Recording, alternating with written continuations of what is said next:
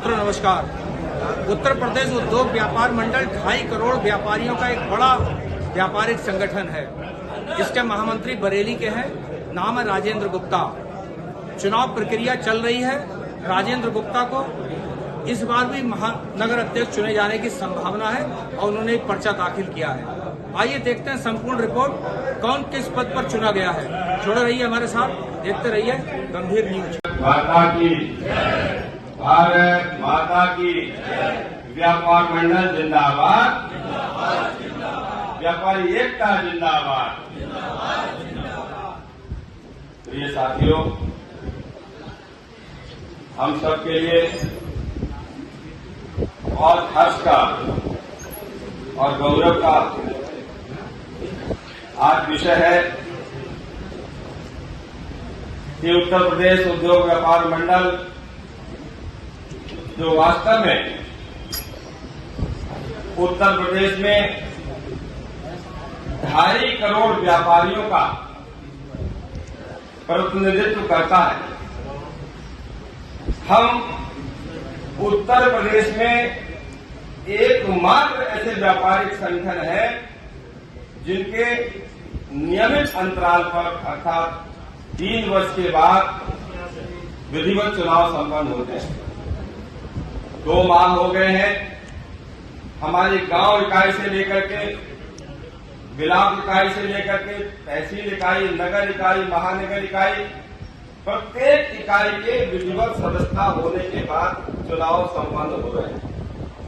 हमारे बरेली महानगर की इकाई के चुनाव आज पूर्व निर्धारित थे, जिसमें हमारे झांसी के पूर्व महापौर और वर्तमान में सदस्य विधान परिषद उत्तर प्रदेश को मुख्य चुनाव अधिकारी बना करके बरेली भेजा गया है।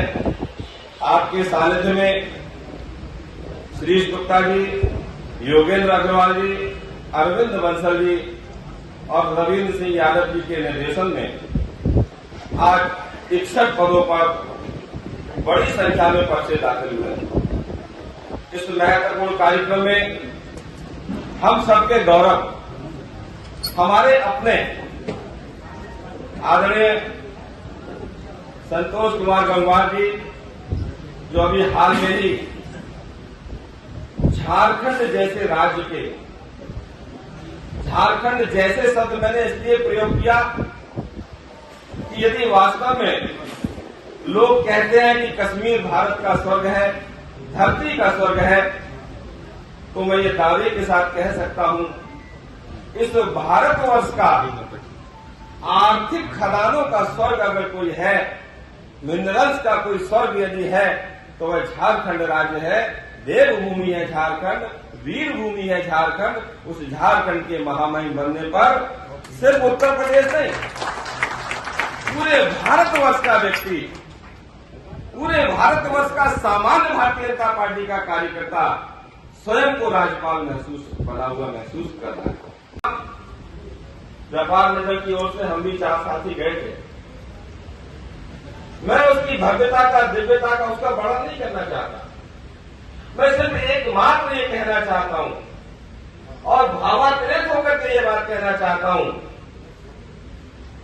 ये संतोष जी की ही कृपा थी, वरना क्या संभव है कि बरेली का एक छोटा सा व्यापारी, बरेली का एक छोटा सा बालक रांची के राजभवन में बैठ करके चांदी की कटोरी में खाना खा सकता है? नहीं, ये सामान्य बात नहीं है। मनोज सपलिया जैसे बाल्मीकि समाज के व्यक्ति जब राजभवन में आकर आदर और सत्कार पाते हैं, तो ये सामान्य बात नहीं है। ये ईश्वर ने, ठाकुर जी ने हमारे ऊपर विशेष अनुकंपा और कृपा की है। हम नाथ नगरी में रहते हैं, हमारे ऊपर भगवान भोलेनाथ की ये विशेष अनुकंपा और कृपा है कि आपके साथ साथ में हम सबको भी आनंद प्राप्त हो रहा है। मैं दावे के साथ ये बात कह सकता हूं कि एक भी व्यापारी ऐसा मिलेगा नहीं जो ये कह सकता हो कि साहब हम गए, हमारी सुनी नहीं गई, या हमें संतोष जी के हाथ से कोई पीड़ा पहुंचाई। एक भी व्यक्ति नहीं मिलेगा, व्यापारियों में नहीं मिलेगा, नागरिकों में नहीं मिलेगा, और तो और विरोधी नहीं मिलेगा जो कोई ये कहे कि साहब हमें महोदय से थोड़ी सी दिक्कत है। ऐसे महान व्यक्तित्व के धनी। और अभी देखिए ईश्वर का चमत्कार देखिए, ईश्वर की लीलाएं देखिए, कई उतार चढ़ाव आए, लेकिन हम लोगों को विश्वास था, हमें ये परम विश्वास था ईश्वर की सत्ता के ऊपर कि जो हमारा सूरज है, हमारा जो बरेली का लाल है, ये बादलों की ओट में थोड़ी देर के लिए ढक हो सकता है, लेकिन निकलेगा जरूर, अपनी आभा बिखेरेगा जरूर। और आज पूरे देश में चर्चा अगर कोई हो रही है, बहुत से राज्यपाल बने हैं, बहुत राज्यपाल बने हैं, और भी बनेंगे, पूर्व में भी बने, लेकिन ऐसे असाधारण व्यक्तित्व के स्वामी का बनना शायद भारतवर्ष की अनोखी घटना है। ये हम लोगों के लिए गर्व की बात है और विश्वास नहीं होता।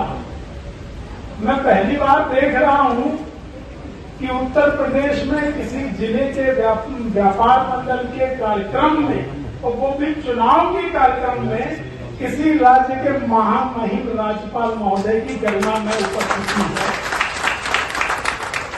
मैं उनकी इस उपस्थिति को अपनी ओर से और व्यापार मंडल की ओर से नमन करता हूं, प्रणाम करता हूं। उद्यमियों की बात है, मैं ये कहना चाहूंगा कि पिछले 10 वर्षों का कालखंड भारतवर्ष में जो आदरणीय प्रधानमंत्री नरेंद्र मोदी जी के नेतृत्व में गुजरा है,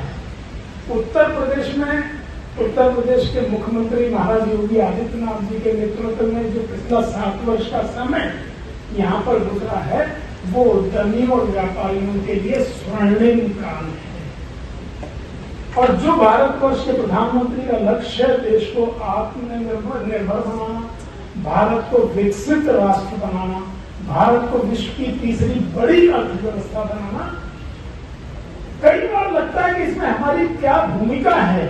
और मैं चैलेंज के साथ में कह सकता हूं कि भारत अगर आत्मनिर्भर बनेगा, भारत अगर विकसित राष्ट्र बनेगा, भारत अगर तीसरी बड़ी अर्थव्यवस्था बनेगा, तो वो उद्यमियों और व्यापारियों की भूमिका के बिना बन ही नहीं सकता।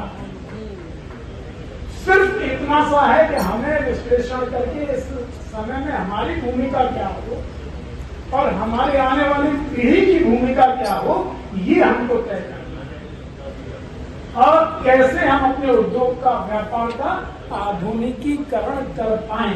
आधुनिक जो तकनीक भारतवर्ष में आई है, विश्व में आई है, कृत्रिम बुद्धिमत्ता जो आई है, आर्टिफिशियल इंटेलिजेंस जो आया है, कई बार हम लोग बात करते हैं कि ऑनलाइन बिजनेस हमारे लिए बड़ी परेशानी का सबब है, लेकिन हम लोग भी ऐसी टेक्नोलॉजी डेवलप कर सकते हैं कि हम अपनी दुकानों की श्रृंखला बना के लोकल में अपनी मार्केट को तलाश सकते हैं, उसके माध्यम से काम कर सकते हैं। तो इतनी बातें कहते हैं कि बाद में मेरे पास विषय बहुत है। अभी उत्तर प्रदेश सरकार ने 2 अधिनियम पास किए इसी सदन में। बोनस अधिनियम 1965 में संशोधन किया है, जिसमें व्यापारियों को 6 महीने की जेल तक भेजने का भी प्राविधान था, उसको समाप्त करते हुए उसको जुर्माने में तब्दील किया है। ये अभी 3 दिन पहले निर्णय हुआ है व्यापारियों के हित में। और कारखाना इंडस्ट्रीज के हित में कारखाना अधिनियम 1948 में भी संशोधन करके श्रमिकों के काम के घंटे, महिला श्रमिकों को रात की पाली में कार्य करने की भी अनुमति उत्तर प्रदेश सरकार ने अधिनियम के माध्यम से दी है। तो उत्तर प्रदेश सरकार, केंद्र सरकार बधाई की पात्र है। और जहां तक चुनाव का प्रश्न है, आदरणीय महामहिम जी, मैं कहना चाहूंगा कि नाथ नगरी बरेली, इसकी भूमि में ही कोई ऐसी खुशबू है कि उत्तर प्रदेश के बहुत सारे जिलों में मेरा जाना हुआ है। मैं खुद व्यापार मंडल से 40 वर्षों से जुड़ा हुआ हूं, लेकिन चुनाव के समय, चुनाव किसी सामाजिक संस्था का हो, राजनीतिक संगठन का हो या व्यापारिक संगठन का हो, कहीं ना कहीं लोगों के चेहरे पर तनाव आ जाता है। 100, 200, 400 लोगों की भीड़ हो तो 10 लोग यहाँ खड़े हैं, 20 लोग वहां खड़े हैं, आपस में कामों में चर्चा हो रही है, कानाफूसी जिसे कहते हैं, गुप्तगू जैसी हो रही है। लेकिन ये बरेली है यहाँ का व्यापार मंडल है, यहाँ से सीखने की आवश्यकता है कि यहाँ पर किसी के चेहरे पर कोई तनाव नहीं है, कोई शिकन नहीं है, कौन क्या बन रहा है इसकी कहीं कोई चर्चा नहीं है। इतना शानदार, इतना सद्भावपूर्ण, इतना सौहार्दपूर्ण वातावरण चुनाव के दरमियान मैंने कहीं नहीं देखा। इसके लिए आप बधाई के पात्र हैं। मैं सर झुका करके आप सारे व्यापारी नेताओं को और व्यापार मंडल के पदाधिकारियों को नमन करते हूँ।